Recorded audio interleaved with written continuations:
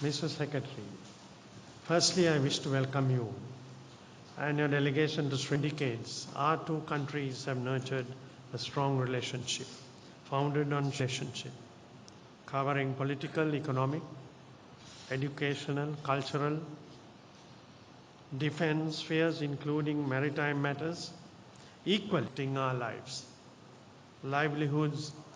Commissioned the study to develop the Ceylon public and community health systems. These elections reflect the people's mandate, times of difficulty, and we remain deeply grateful for your support.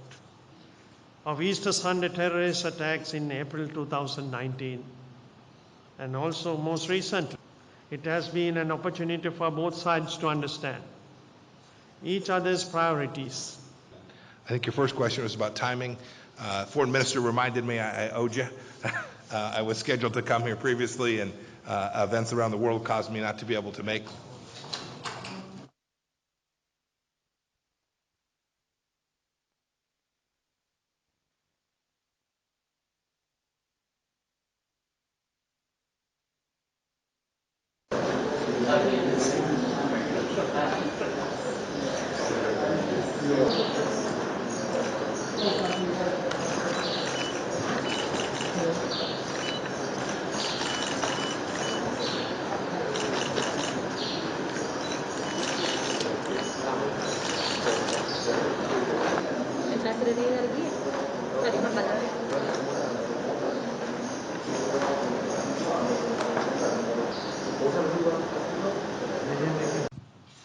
Thank you very much for giving this opportunity. My name is Chavika Gunasekara, and I'm representing Swarnavahini Live at 8 News in Sri Lanka. My question is to you, Secretary of State, Mr. Pompeo. Why have you chosen to visit Sri Lanka at a time when the US is going in for elections? Is the purpose of your visit to move Sri Lanka towards an alliance against China? I mean, is US attempting to offset Beijing's influence by signing new agreements like MCC, SOFA, through the Quad group in Sri Lanka? And also, you all have imposed sanctions against our present army commander, one of the war heroes in our country, Lieutenant General Shavindra Silva, from entering United States of America based on independently unverified information. What is the current status on that? And did the government of Sri Lanka request you to reconsider imposition of travel ban on Lieutenant General Shavindra Silva in terms of the Geneva resolution? Thank you. Thank you. I think there were three questions there. The last one, look, it's a legal process in the United States. We'll always continue to review it, and we want to make sure we get it both technically, factually, and legally right. We'll continue to do that. I think your first question was about timing. Foreign Minister reminded me I owed you. I was scheduled to come here previously, and events around the world caused me not to be able to make that stop here. This was a time when I was able to make it. I'm thrilled to be here. It's a wonderful opportunity, and on the eve of our 72nd anniversary of our relationship, I think it was an important time for me to be here, and I'm glad that I was able to make it. Your final question was about what we're trying to accomplish here. We want the people of Sri Lanka to have sovereignty and independence. We want them to be successful. We want sustainable development for them. We think the United States as a friend and partner offers just exactly that, and we want that. Look, we have a shared vision. Democratic nations always do. Right, so I traveled to India. I'm here. I'll be in the Maldives this afternoon. I'll head on to Indonesia. We know that these democracies have a shared vision for free and open shipping lanes, the capacity to trade, for people to travel wherever they want to go. These are visions that the people of Sri Lanka share with the people of the United States. And so my visit today was to talk about those things, to figure out good ways that we can continue to build and develop our relationships so that American private sector companies will see the opportunity that's here and come invest and train Sri Lankans and build up those communities too. These are the kind of things that America offers. There's a different vision. The Chinese have a very different vision. We want to make sure that the people of Sri Lanka have the capacity to execute their sovereign rights, to remain independent, to have the freedom to hold elections just like the ones that you all have held. Those are the things that democracies work on together. Those are the vision that we share, and that's why I was excited to be able to make it here today. Thank you. Thanks for all those questions. Okay, and from the U.S. media, we'll go to Nike Ching with VOA. Good day, Mr. Foreign Minister. Colombo is indeed a beautiful place. Glad to be here. If I may ask, this is the first time in many years a U.S. Secretary of State visits Sri Lanka. Do you welcome more U.S. presence in the region? Is advancing U.S.-Sri Lanka relationship an irritant to Sri Lanka's relationship with China? Thank you very much. Sri Lanka-US relations, as I mentioned earlier, is the 72nd anniversary. Very happy that Secretary of State has picked the anniversary to be with us. It's a long years of cooperation that we have come forward, and we look forward to go to the future too. As we have Secretary of State with us today, there will be many US dignitaries even in the future visiting Sri Lanka. Sri Lanka is a neutral, non-aligned country committed to peace, as I mentioned earlier. On that principles, we hope to continue with our relations with the United States and other countries. Thank you, everyone.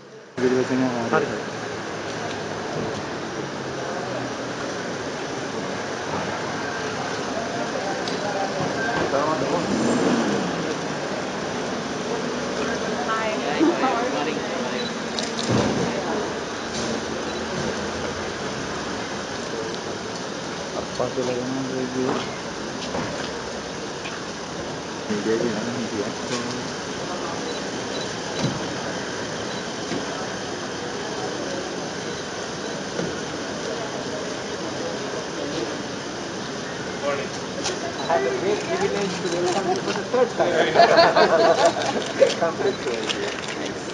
It is for the Republic building, built during the British time, the colonial building.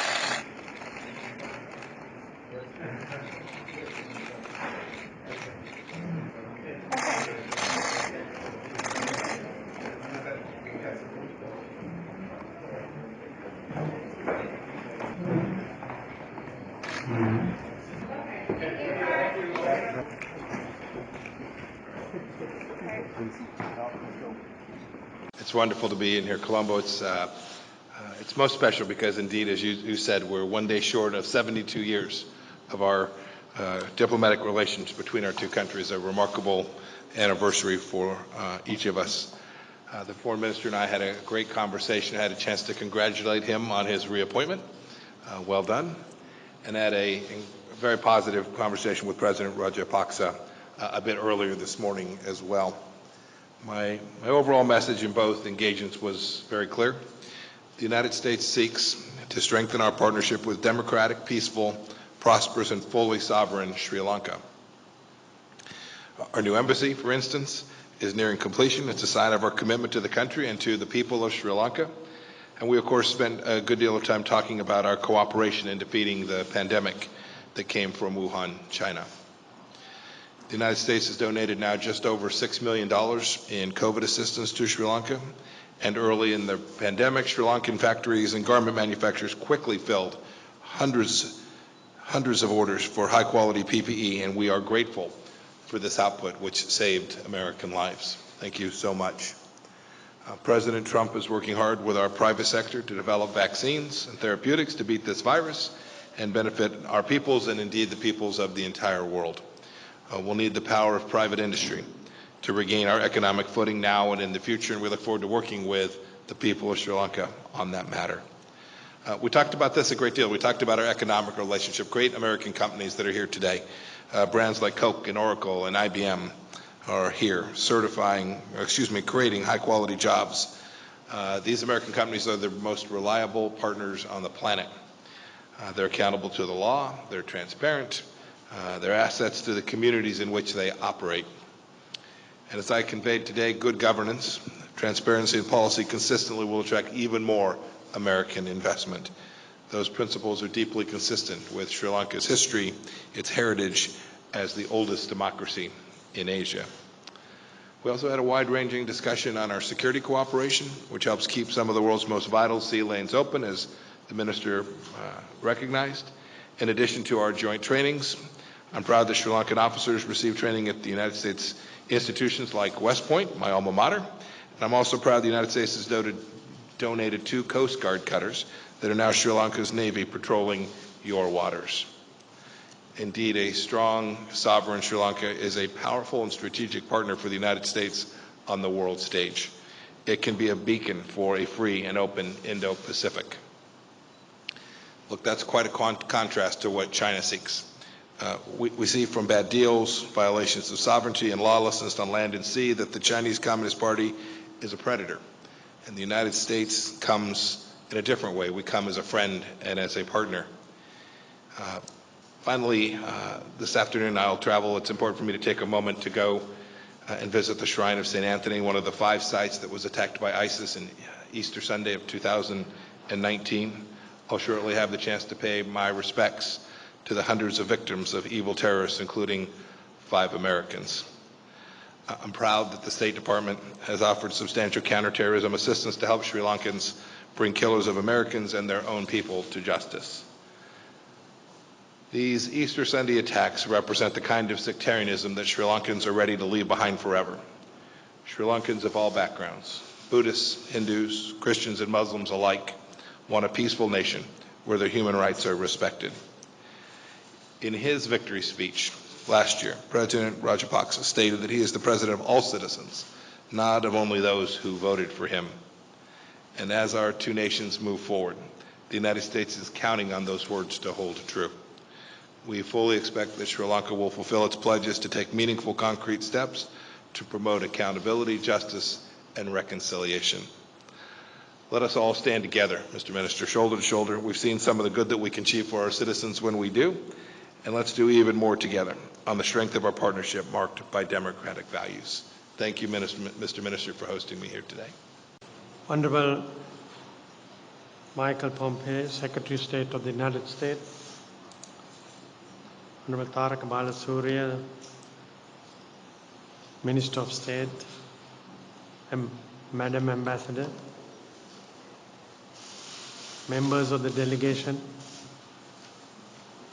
Mr. Secretary, firstly I wish to welcome you and your delegation to Sri Lanka in this warm and pleasant weather amidst your busy schedule.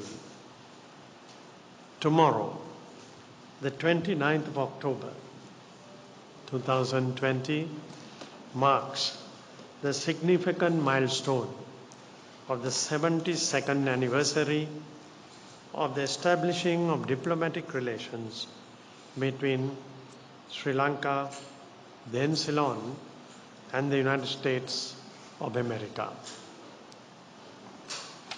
So indeed, it's a very important day and a visit Secretary of State that have taken to be with us. For over 7 decades, our two countries have nurtured a strong relationship founded on shared values of democracy and socio-economic orientation. The relations between our peoples go back to mid-1800s, predating the formal establishment of diplomatic relations. Over the years, this engagement has significantly matured into multifaceted relationship, covering political, economic, educational, cultural, defense spheres, including maritime matters. Equally important, the people-to-people interaction between our two nations. In this context, it gives me immense pleasure in extending to you my esteemed counterpart from the United States, Honorable Michael Pompeo, warm and cordial welcome to Sri Lanka. The fact that you have chosen to visit Sri Lanka despite formidable challenges presented by the COVID-19 pandemic, dedicating your time and sharing your insight is heart-warming, Excellency. Your wide-ranging discussions with His Excellency the President, Gotabaya Rajapaksa, and our own discussions have generated a renewed momentum to the conversations with key American interlocutors have had with Sri Lankan leaders over the past months this year. Mr. Secretary, you are visiting Sri Lanka at a historic moment. The world is challenged with COVID-19 pandemic of unimaginable proportions affecting our lives, livelihoods, relations across the borders. In the 1930s, Johns Hopkins University in the United States commissioned the study to develop the Ceylon public and community health system, which contributed towards Sri Lanka's successful health system. Mr. Secretary, Sri Lanka is the oldest democracy in Asia, where citizens have enjoyed universal franchise for almost 90 years. From a more dynamic perspective, it is also a time in Sri Lanka where the democratic ethos and practice have stood strong, with the Sri Lankan people resounding expressing their free choice through two major electoral processes of presidential and parliamentary elections. These elections reflect the people's mandate to safeguard the United States' sovereignty, territorial integrity, national security, economic progress, presenting a clear opportunity for all our friendly nations, especially the United States, to join in our forward journey for a stable, secure country with economic advancement. The United States is one of Sri Lanka's major development partners, with over US $2 billion worth of development assistance in wide-ranging areas, including agriculture, environment, natural resources, health, education, business development, trade, and humanitarian assistance. The US remains Sri Lanka's largest single market, with exports of US $3.1 billion in 2019, and even the present context of COVID-19 related market downturn remains in a smaller position, with US $1.1 billion for the first half of this year. The US has been a friend and assisting Sri Lanka in times of difficulty, and we remain deeply grateful for your support. US assistance to Sri Lanka after the Asian tsunami in 2004 was significant. I recall the visits of former President George Bush Sr. and former President Bill Clinton. The assistance in the aftermath, also in the recent times, of Easter Sunday terrorist attacks in April 2019, and also most recently for the COVID-19 mitigation.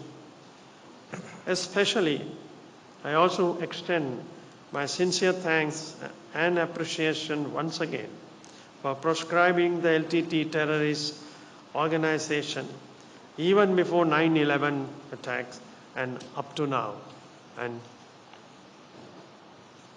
as we go along, Secretary, today's discussions are a continuation of interactions of His Excellency President Gotabaya Rajapaksa with key US interlocutors, dialogue which took place virtually between myself and Secretary Pompeo a few months ago. It has been an opportunity for both sides to understand each other's priorities, share insights and consider steps to further elevating bilateral engagement on agreed areas of cooperation. In furtherance of making our bilateral engagements more robust, we have agreed to convene the next sessions of the US-Sri Lanka Partnership Dialogue 4 in early 2021, and also progress on several areas including economic, defense, and research through intensified coordination. Next sessions of the Joint Council of the Trade and Investment Framework Agreement will also be convened on the earliest possible time frame. It was also considered opportune to broaden our bilateral engagement in areas such as ICT, cybersecurity, agriculture, science, technology, innovations, and trade and investment, business, and climate change. As a sovereign, free, independent nation, Sri Lanka's foreign policy will remain neutral, non-aligned and friendly, conscious of the opportunities and responsibilities that come with our strategic location. We see the importance of maintaining the freedom of navigation in our seas and airspace, also protecting sea lines of communication and the undersea cables. We believe all countries should adhere to and respect international law, including the UN Convention on the Law of the Sea. We share views on the potential multifaceted maritime cooperation which Sri Lanka is keen to progress. Secretary, Pompeo's visit and the discussions have further enhanced our warm and friendly relations. And once again, I extend my grateful thanks to you, Secretary Pompeo. Finally, let me wish Secretary Pompeo and Mrs. Pompeo, who is joining him on this visit, a pleasant stay in Sri Lanka and safe travel in Asia in the next few days. Thank you. On behalf of the people of Sri Lanka, I wish you Ayu Pawan, Thank you very much. and I give the floor Thank you, Mr. to Minister.